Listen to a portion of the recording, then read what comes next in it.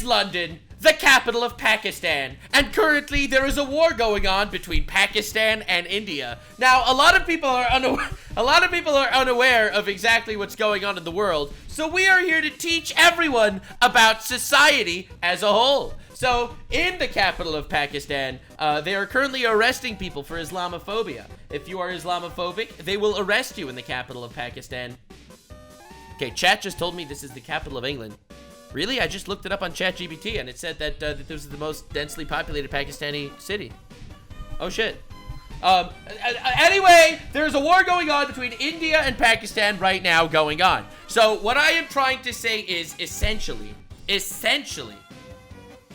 what happened was, from my perspective, there was a terrorist attack that took place in India, perpetrated by people from Pakistan. India retaliated by bombing Pakistan, and now people are shooting down each other's fighter jets. People are at war. There's flames. There's battles, and we're gonna get all the lore for this conflict because apparently the Pakistani defense minister got absolutely cooked on the mainstream media. So we are unironically going to be watching that man humiliate himself. Now, I do have to say this is chemical warfare, because smelly people are fighting. That was a racist joke. I did it on purpose so that the racists in my audience could leave a like and subscribe. I know who I'm pandering to. And so now, finding out now was recommended to me that they made this video. I do know a little bit about the history of India and Pakistan, and in regards to this conflict, but anywho, let's see what this is all about. In April 2025, a peaceful tourist town in Kashmir. Oh, it's always Kashmir, isn't it?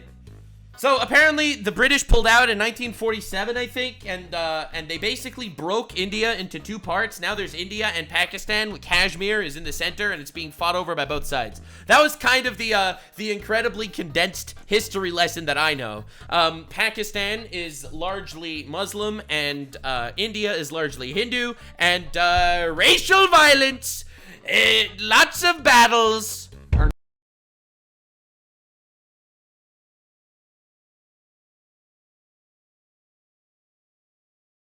Pretty sure this just happened like 2 weeks ago. A group of armed terrorists stopped travelers and began asking one terrifying question: are you Hindu or Muslim? That's it, baby. The racial tension in India is crazy.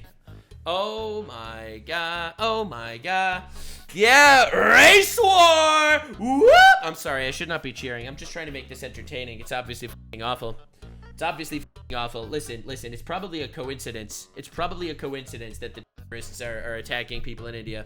If the answer didn't match, they opened fire. Holy fuck. That's how it went down? They just walked in and they were like, Hindu or Muslim, and if they didn't say Muslim, they killed them? Jeebus Flabus, these people are not very nice. Oh my god. And people think America is racist. 26 innocent tourists were killed. One woman, crying over her husband's body, begged the attackers to shoot her too, and the terrorists laughed, telling her to go tell India's prime minister. Since that moment, India's people are furious. The army is on alert. That's fucking awful. I'm gonna totally get this video taken down for Islamophobia, because somehow when you criticize terrorists for killing people for not being Muslims, that makes you Islamophobic. But anyway, I'm gonna do it anyway, because I'm not gonna be silenced by a couple of retards on the internet that are gonna try to cancel me. Nope, sorry. Pakistan. If you are defending terrorists because they happen to be Muslim because you're afraid of Islamophobia, you are part of the problem. Man is getting nervous. And now, the big question is the next war loading in 2025? Shit. Let's go back. See how it all began. God damn, all right. At the time of independence in 1947... I told you it was 1947! You see, I know something! Woo! Let's go! Damn. British India was divided into two separate nations. India, which had a Hindu majority population, Pakistan, created as a homeland for Muslims. But the split wasn't as clean as drawing a line on a map. What do you mean? What? What? No, what? Hassan Piker probably has brain dead takes here. Yes, he probably does. That's crazy. That's crazy. Listen, in 1948 is when Israel became a country. That also went down with peace and prosperity, and everyone got along with their neighbors. It was violent, brutal, and deeply personal. Over 15 million people were forced to move. Muslims from India to Pakistan, and Hindus and Sikhs from Pakistan to India. Entire families uprooted. Trains filled with refugees arrived slaughtered. Neighborhoods that had coexisted for centuries turned on each other overnight. It became one of the biggest and bloodiest migrations in human history, with over 1 million people dead. That trauma didn't just vanish, it turned into resentment, and the cracks only got deeper. Well, I mean, it's definitely a complicated topic that I obviously don't know about, but I'm pretty sure, according to again, I don't want to make aspersions here, but according to Islam, I think any country that has Islam in it is always considered a country that belongs to Islam, right? So I do think that there are going to be some radicals that are likely not very nice to people in India, well, as we've just seen. Now, the crazy thing is, I didn't expect to see a war like this, a war between Pakistan and India. This is crazy. The India-Pakistan conflict, truly something no one expected to see in the modern day. Do you support Pakistan or India in this conflict? This truly is one of the most complex political issues of the modern era. I'm glad we have people like me to discuss this. One of the biggest cracks. But before I actually formulate an opinion, I'm going to be waiting for comic Dave Smith to do some research, and then I will have an opinion. A paradise called Kashmir. Kashmir was, and still is, one of the most breathtaking places in the world. Snow-capped peaks, peaceful lakes, lush green valleys, a literal heaven on earth. Yup, and it's in the butt crack of two very angry nations. This'll work. But politically, it's been a hell. When the British left, they gave over 560 princely states like Kashmir a choice. Join India, join Pakistan, or stay independent. The ruler of Kashmir, Maharaja Hari Singh, was a Hindu, but most of the people in Kashmir were Muslim. That's crazy! Oh no. The Maharaja wanted to stay independent, not join either India or Pakistan. But then, in October 1947, tribal militias from Pakistan, backed by its army, launched an invasion into Kashmir to force it into Pakistan. So Pakistan literally did start this. So literally Pakistan did start the entire Kashmir situation. All right. In panic, the Maharaja turned to India for help. India agreed, but on one condition: Kashmir must officially become part of India. The Maharaja Wow! India moment. That's crazy. Signed the instrument of accession, legally joining Kashmir to Islam India. spreads through peace. I had someone in my chat that say Islam spreads through peace. Listen, I really don't like the fact that every single Muslim on the planet gets labeled in with the fact that Islam absolutely does not spread through peace. It largely spreads through conquest, which is why there's a fucking sword on their flag, right? Like, let's be real. They did, realistically. In fact, most nations spread through conquest. That's kind of how it happened a very long time ago. Now, yeah, all right. Indian troops flew in to push back the attackers. Just like that, the First Indo-Pak War began. That war ended in 1948 with a ceasefire brokered by the United Nations. But the damage was done. Kashmir was now divided. Yikes. That's crazy. India controlled about 2/3 of the region. Pakistan controlled the rest, which it still holds today as POK, or Pakistan Occupied Kashmir, POK. The UN called for a referendum to let the people of Kashmir decide their future, but that vote never happened. And since then, Kashmir has remained the bone of contention in every major conflict between the two nations. India and Pakistan have fought 4 wars in total. Holy shit. Dude, this is literally like another Israel-Palestine situation. Like, oh my god. See, obviously I know the history of Israel much better, but this is crazy. They fought 4 wars over the last 70 years? 1947 to 48, the first war, right after partition over Kashmir. 1965, another full-scale war, again over Kashmir. 1971, the most devastating war, but this time not about Kashmir. It was about East Pakistan, where India supported the independence movement that eventually created Bangladesh. 1999, Kargil War. Pakistani soldiers and militants disguised as locals infiltrated Indian territory in he's using good words. the Kargil region. India launched a massive counterattack. Okay, I'm gonna replay that one more time to translate it for people that maybe didn't pick that up. Pakistani soldiers and Okay, so Pakistani soldiers. militants What are militants? What are militants? disguised as locals. What is a militant disguised as a local? What does that mean? What is a militant disguised as a local? Those are terrorists, right? Am I just retarded, or are those terrorists?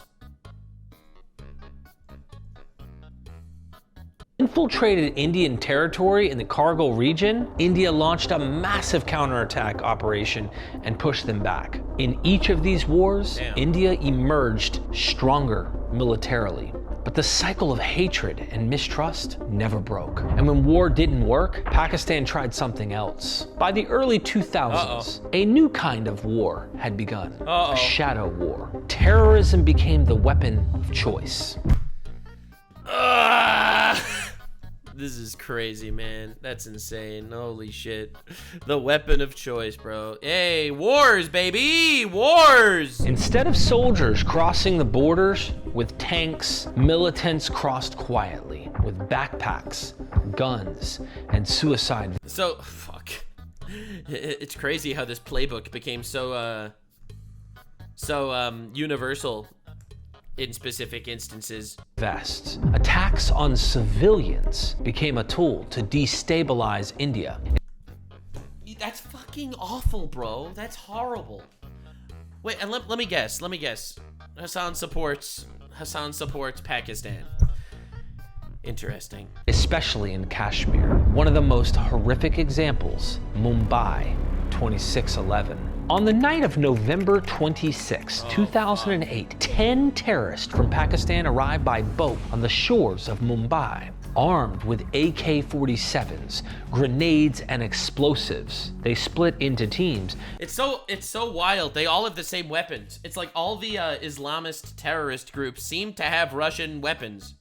Like, how does that work? I'm pretty sure Pakistan also has Chinese planes. It's kind of wild. And launched simultaneous attacks across the city. The Taj Mahal Hotel, the Oberoi Trident Hotel, Cafe Leopold, a Jewish community center. Probably a coincidence, right, Hassan? Right, Hassan? Probably a coincidence. Dude, what are we even doing here, man? I remembered that. That's why that sounded familiar. I remember this attack. Shivaji train station. For nearly 60 hours, Mumbai turned into a war zone. More than 170 people died, including American, Israeli, and British citizens. Over 300 were injured. The only surviving attacker, Ajmal Kasab, was captured alive. His interrogation revealed detailed planning and training, all traced back to Pakistan-based terror group Lashkar-e-Taiba. Then came New terror group just dropped for Hassan to support gamers. We're so back. We are so back. Like, this playbook, it's getting really old. It is getting so old. Oh my god. And by the way, when you say Islamist terrorist group, which is just a factual definition, they call you Islamophobic. They will. If I lived in England, I'd be in jail. Okay? That's how fucked this shit is, bro. In 2019, a suicide bomber rammed a vehicle full of explosives into a convoy of Indian paramilitary forces in Pulwama district, Kashmir. 40 soldiers were killed instantly. It was the deadliest attack on Indian security forces in decades. The terror group, Jaish-e-Mohammed, based in Pakistan, claimed responsibility. India's response? Swift and bold. In the early hours of February 26, Incredibly hot take. Incredibly hot take. If someone is trying to kill you, attacking back doesn't make you the aggressor. I don't understand. Dude, this is Hassan Piker, all right? The largest leftist political streamer on the planet. Look at his last content, all right? Him covering someone that said fuck the Jews, obviously. Petty drama slop, as he likes to call it, a Trump interview. This is him pushing false rape allegations against Tectone. I covered that. This is him pulling other false allegations against Asmongold. I covered that. This is Fox News talking about him.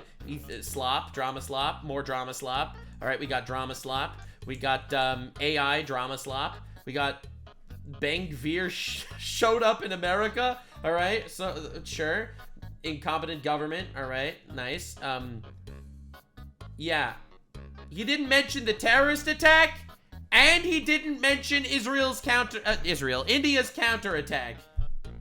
He's not even talking about it. It's because he can't blame it on the Jews yet. Give him a week, he'll blame the Jews. Give him a week, he'll find a way. No Jews, no news for Hassan Piker.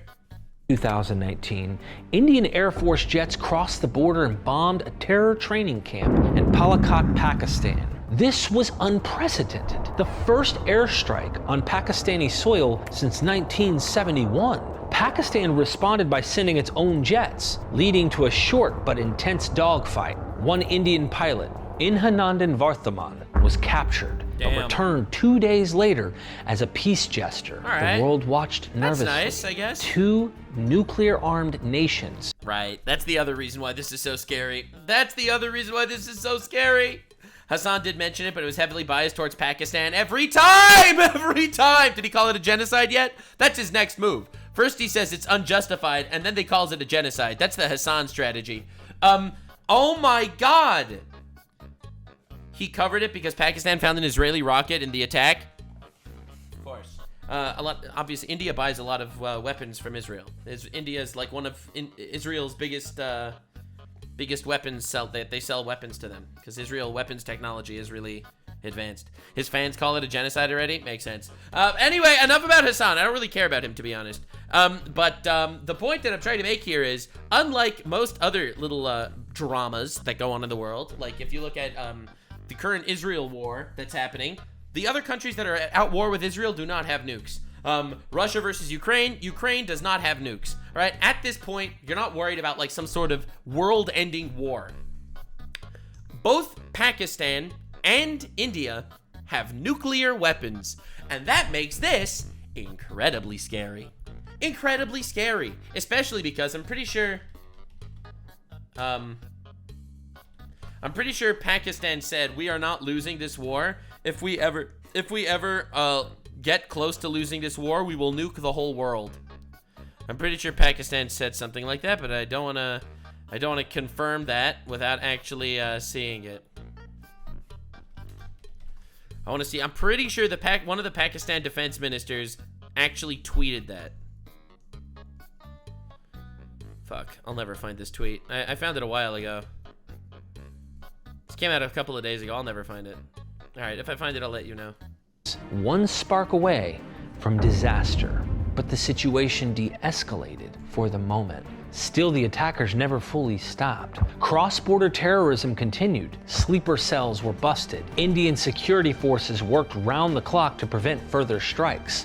But everything changed on April 22nd, 2025, with a horrifying incident in Pahalgam, Kashmir. The scenic town of Pahalgam, nestled in the Kashmir Valley, is known for its tranquil beauty, horse rides through pine forest, and peaceful rivers. Every year, it's a draw in thousands of tourists from across the country and abroad. But that day became a killing field. Fuck. That's crazy. That's insane. It's so sad. And here's the thing. The thing is, you can't let this happen to you. If you're a country and people are doing this to you consistently, you have to fucking fight back, or you're basically getting them to keep doing it. Like, if you don't fight back, how on earth are you gonna prevent them from doing this shit?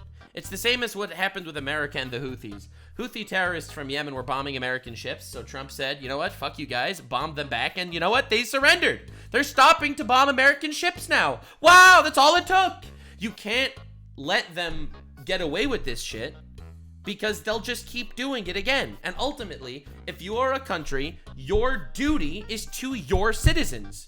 I am sorry that there will be collateral damage on the other side. That's very sad and unfortunate. But if I don't do anything, all the collateral damage that would have happened is just gonna happen to my people instead. It's crazy, man. It's so sad. And here's the tweet that I was talking about. Well, this isn't the tweet, but this is one of them. Pakistan's defense minister, Khawaja Muhammad Asif, threatens the whole world. If India threatens Pakistan's existence, we will make sure no other country survives. Which is like, I mean, it's a classic move, I guess. We've seen statements like this in the past, but yeah, that's fucking crazy. That's crazy. Kill them all and let God sort them out. No, that's crazy, bro. Tourists, like always, had arrived to enjoy the mountains. Vehicles can't go deep into the region, so most visitors hop on horseback and local guides to explore. Among them was a woman from central India, accompanied by her husband. Their horse guide chatted with them, but something about him was off. He wasn't just asking. By the way, this video is insanely well done. I'm just saying, I never even heard of this Finding Out Now guy. Great title, but this guy's great. Friendly touristy questions. He started probing. Where are you from? Have you read the Quran? Are you Hindu or Muslim? I'm pretty sure, according to the Quran, I could be wrong, but according to the Quran, isn't apostasy, like, doesn't that get a death penalty if you refuse to convert? Is that a death penalty, or do you only, like, pay higher taxes and stuff? I don't know. Obviously, this is only enforced by, like, real extremists. But yeah. The woman tried to brush it off, but then she heard him whisper on a call.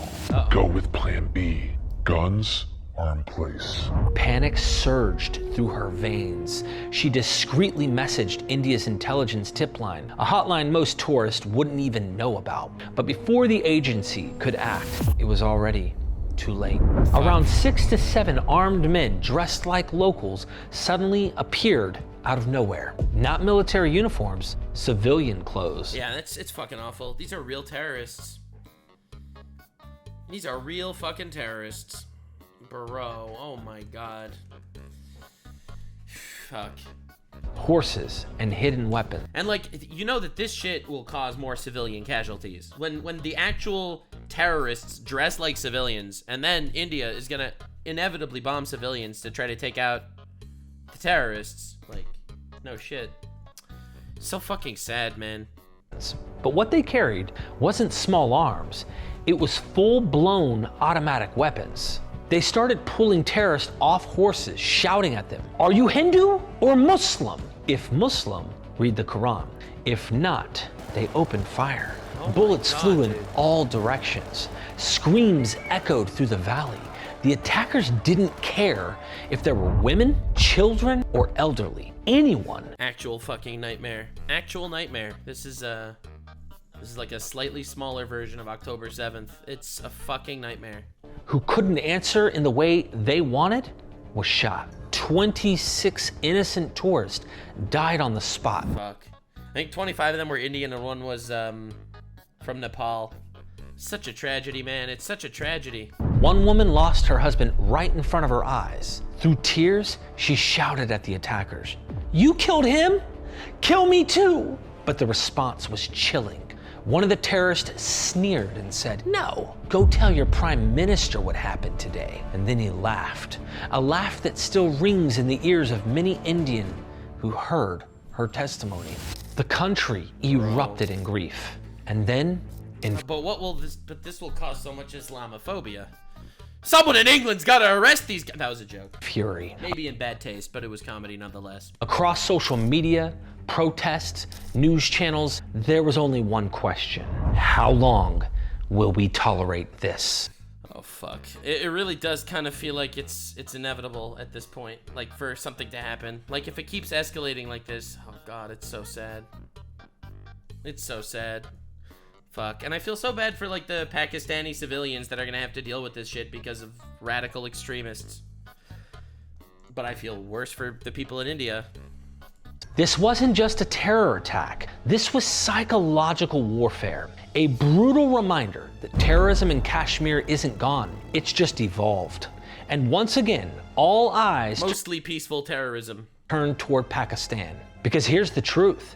Attacks like these aren't random. They don't come out of nowhere. Obviously. These are Do trained. you know how much training and support and planning goes into these attacks? Like, when the October 7th attack happened in Israel, the IDF ended up finding like incredibly complex battle plans and strategies of how the Hamas terrorists were going to go in and murder the most people. Like, Hamas had people on the inside that told them exactly which houses were owned by Jews and which houses were owned by Arabs, so they could specifically attack the Jewish houses. Like, these take a unbelievable amount of planning. It's fucking awful, man.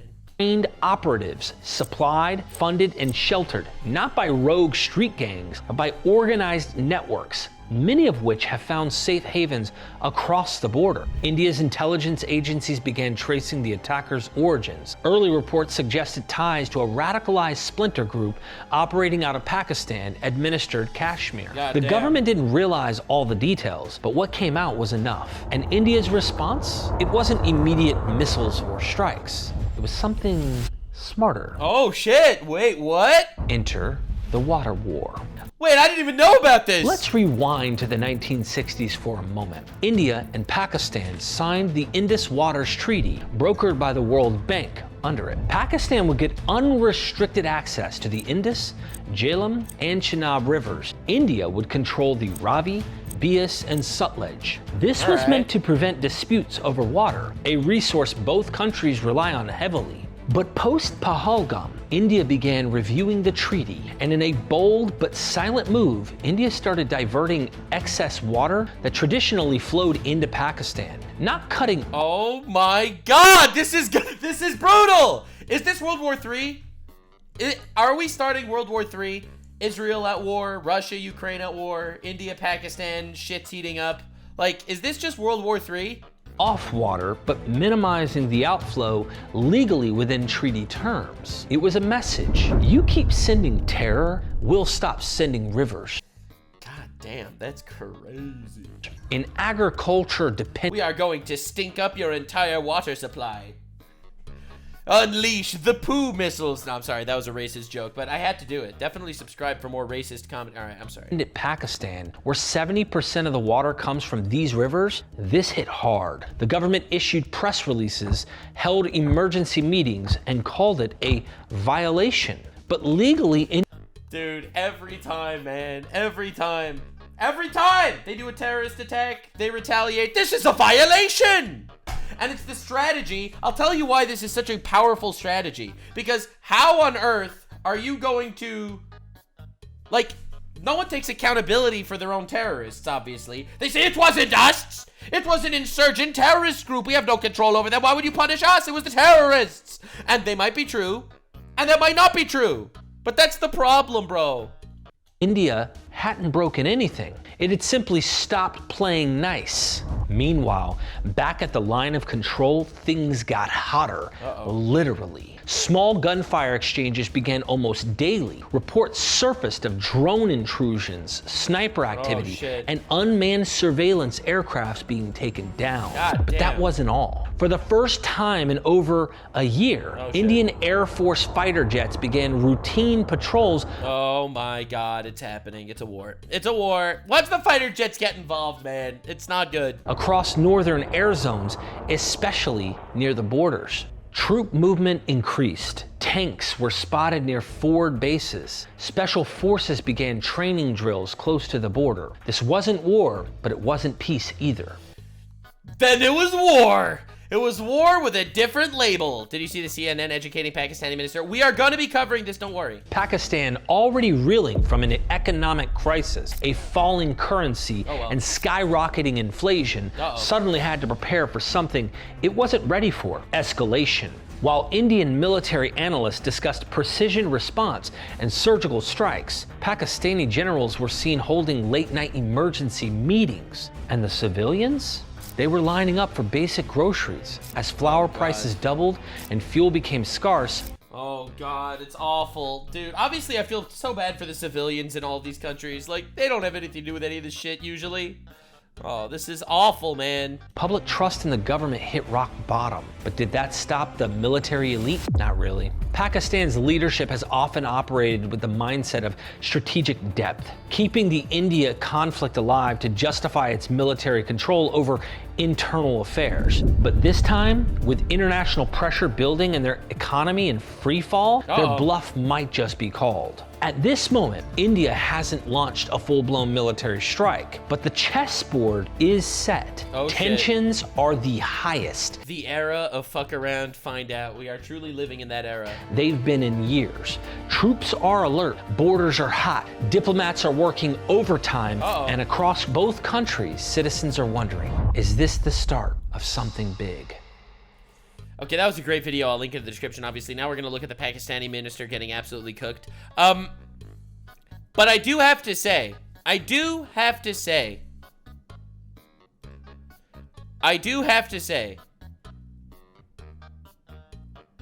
the war actually did start. Because right after this took place, I'm pretty sure India did bomb Pakistan. I'm pretty sure India did, in fact, bomb the fuck out of Pakistan, and Pakistan shot down like 5 of their planes. So this is a war. This is actually happening right now. Not joking. This is a legitimate war that is going on. And everyone wants to justify continuing the war going. It's pretty scary. I could show you videos of the explosions and shit, but I get demonetized every time I show you an explosion. So anywho, this is Pakistan's defense minister humiliated on CNN. Dude, CNN finally not defending terrorists. I've never seen this before. This is a huge moment. I cannot wait for all the protests to start on American campuses. This is gonna be crazy. All right, lock in, boys and girl. Let's see what we got. Pakistan's Defense Minister Khawaja Mohammad Asif was humiliated in the global media Let's go! after he failed to provide evidence of his claim that Pakistan shot down 5 Indian jets in a... Wait a second. So the 5 Indian jets that were shot down, that's not confirmed? Pakistan claimed it to look cool, but it did... Oh my God. ...drone in retaliation to India's strike on Pakistan, Kashmir. You've just brought up the fact that India lost some fighter jets. So let's be quite clear about this. Pakistan claims it shot down 5 Indian Air Force jets and a drone, as I understand it. India says there's no evidence of that, no proof. So can you provide more detail? Hold on. Can you provide more detail? And is this the response that your army spokesman threatened, or is there further action to come? Let's start with this very specific... Oh God, he made an error. He made a mistake. They actually want proof. Oh God, never ask them for proof. It never works when you ask for proof. So Pakistan said we shot down 5 of your planes. India was like, no, we didn't. And now he's asked for proof and he has nothing. Oh my God, that's crazy. Dude, it's the same shit again where, there was that hospital in Gaza that got bombed, and they immediately said Israel bombed our hospital, and you know, of course, Hassan believes it immediately, and then it turns out that they bombed their own hospital and blamed it on Israel. Like, oh my God, pics or it didn't happen, I guess. God damn. Allegation of 5 fighter jets shot down. Where's the evidence for that, sir? It's all over the social media, on Indian social media, not on our social media. You're telling me that the evidence is social media? Dude, you have got to be shitting me. There's no way this is true. This is humiliating. What the fuck? The debris of these jets fell into Indian occupied Kashmir, and it's all over Indian media today. You're the defense and they have minister. admitted their media has. The reason to talk to you today, sir, is not to talk about content all over social media. I'm sorry, it's not to talk about content all over social media. I'm asking you very specifically. Online commentators blasted the Oh my misstep. God, he got annihilated! The defense minister of Pakistan is using freaking look on Twitter, bro, as an argument for evidence for the claim that they bombed these ships. Bro, India demands 10 bobs and 2 vagine from Pakistan, or else the strikes will continue. with this person saying they are relying on social media as the source of information about what their own military has done. Wow. This commentator agreed, saying a laughing comedy show is going on. Dude. Who has made him the defense minister of Pakistan? And the situation was made even more bizarre after it was revealed that CNN published an article saying French intelligence confirmed Pakistan downed the French-made Rafale warplane that was being used by the Indian military. However... Bro, this is crazy, bro. This is crazy! Oh my god, fact check, no, they just lied. See, this is the problem, bro. There's so many lies, and so many people believe it. I thought this was true. I didn't think they'd lie about shooting down 5 fighter jets. I totally thought that was true. I was just misled. Anyway, this is just a lie. It is crazy it's crazy how much they lie. They just lie, and they lie, and they lie, and the propaganda actually works. Like, they show videos of people holding dead children saying, look what they've done to our children, and then it turns out that those videos were taken, like, years ago and reposted claiming to have been from ex-victim, right? Like, dude. Bro, this is crazy. However, in another twist, the Times of India are saying the article is fake, despite the world's media reporting on the downed craft. The alleged retaliatory strikes by Pakistan came after India struck what they referred to as terrorist locations in Pakistan-held Kashmir yesterday.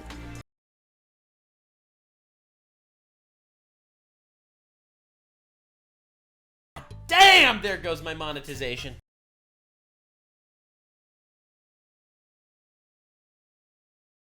And the intensification of this conflict is making the world very nervous because both nations have nuclear weapons. Yeah, that's exactly what everyone's literally cared about.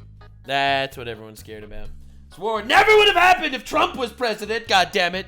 Says podcaster Patrick Bet-David. Why don't you tell me the Islamic Kalima? They don't have it. Boom, kill them. Now, why does this matter? Because when you think about the top countries in the world with the most nuclear arsenal, you know where Pakistan and India are? Neck and neck. 1/6 place, which is India with 172.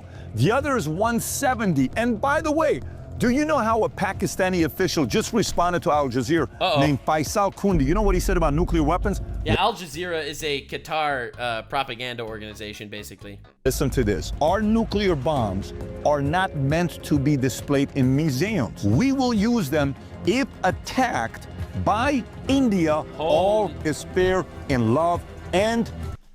Bro, and you have actual retards on the left criticizing Trump for saying he doesn't want Iran to get nuclear weapons. Are you all insane? Oh my god, are you all crazy, bro? You want Iran, the sponsor of terrorism, to get nuclear weapons? This is the shit that they pull? In war. He said this on April 30th. Today's the attack by India.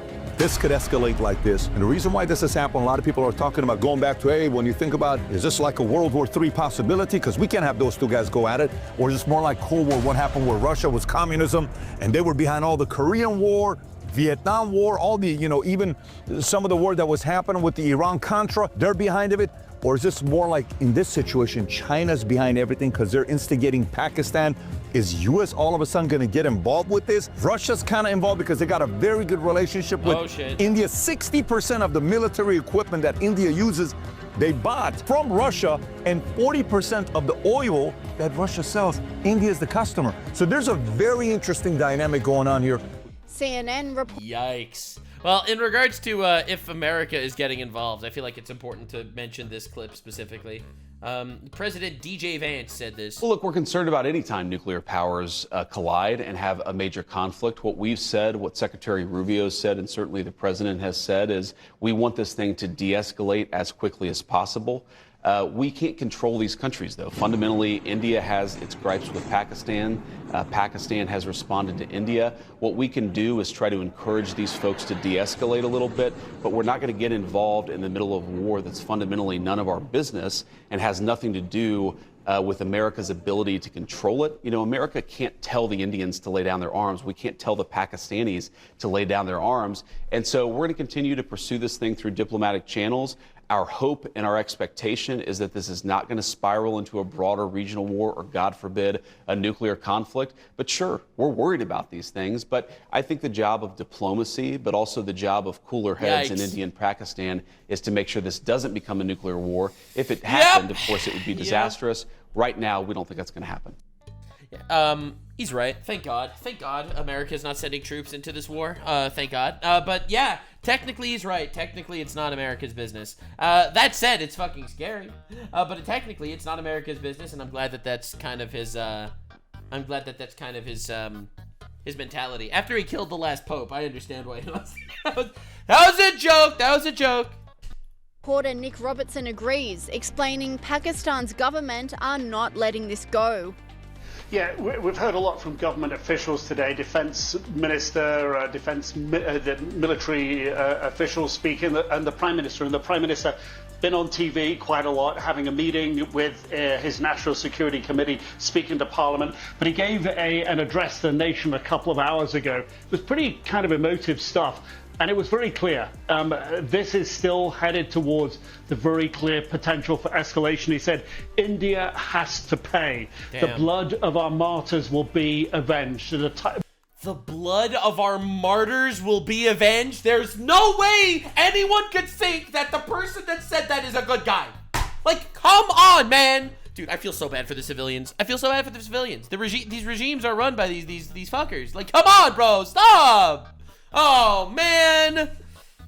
Basically, at a time and a place of our choosing. And that's pretty much the language the military here are using as well. The defense minister did say today that he wants to avoid an escalation, and although everything seems quiet tonight, and it is at the moment, I think the country is on tenterhooks. There's been increased shelling across the line of control, that de facto border between the Indian and Pakistani bits of Kashmir. India says that 12 civilians have been killed on their side, dozens of others injured. And after the sort of dust settled in the overnight attack, which was just over 24 hours ago now, Pakistani officials say that 31 people were killed, and among them women and children, and dozens of others injured. So everyone now has a clear picture of what happened, and Pakistan's laid out its position, and it does seem to be a question of their move next.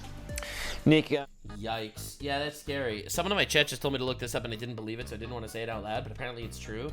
Apparently this is a video from Pakistan where the Pakistani army officers are openly participating in the funeral of terrorists. That is scary and fucking horrible.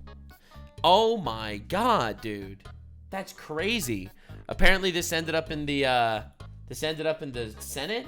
Indian Foreign Secretary shows a photo of state funeral of terrorists killed, proving terrorism is directly linked to Pakistani government. Yeah, if the government officials are gonna go to the funerals of terrorists, then yeah, they are aligned. Like, come on, dude. Anyway, a lot of people don't know, but I want to show you the military strength of both sides. I felt like it would be important to bring this up for this video because this is educational content. Definitely subscribe for education. So this is currently India firing poo missiles at Pakistan. As you can see, it's going very well. And this is Pakistan preparing their soldiers. This is Pakistan preparing for soldiers right now in regards to their attack against India. So yes, this is a conflict of colossal.